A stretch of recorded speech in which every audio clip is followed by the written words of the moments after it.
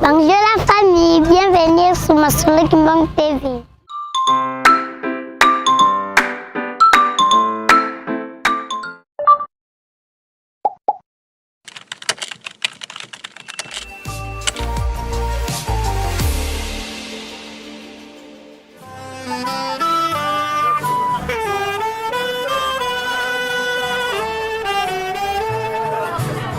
Na komba tata mwana pe tata molimo santo.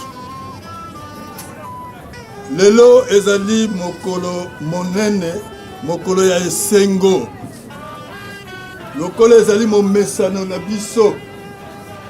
Ete mokolo ya mbotama ezali mokolo oyo biso banso tozaka esika moko mpona kotombola mpe kosuete bon anniversaire na oyo amonaki moi na mokolo wana.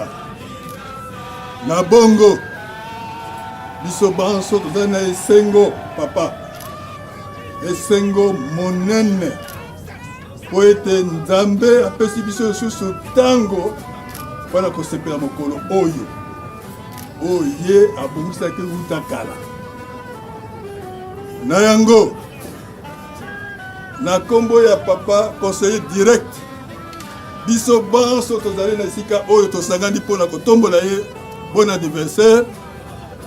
Papa yebisi biso merci, tika ete tozala na esengo mokolo ya lelo tosepela na ye elongo mpe nango tokobenga très respectueusement papa conseiller direct atelema po te akende kokatela biso gato oyo ya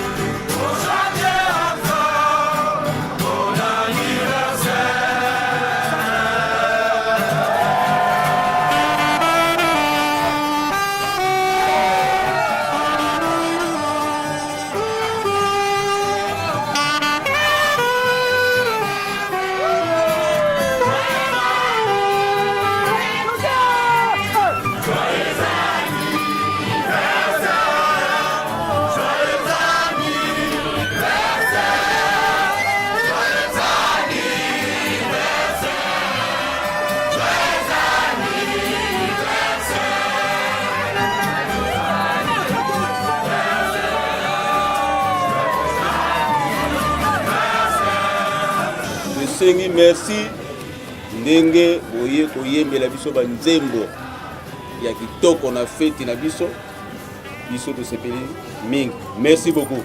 Merci papa.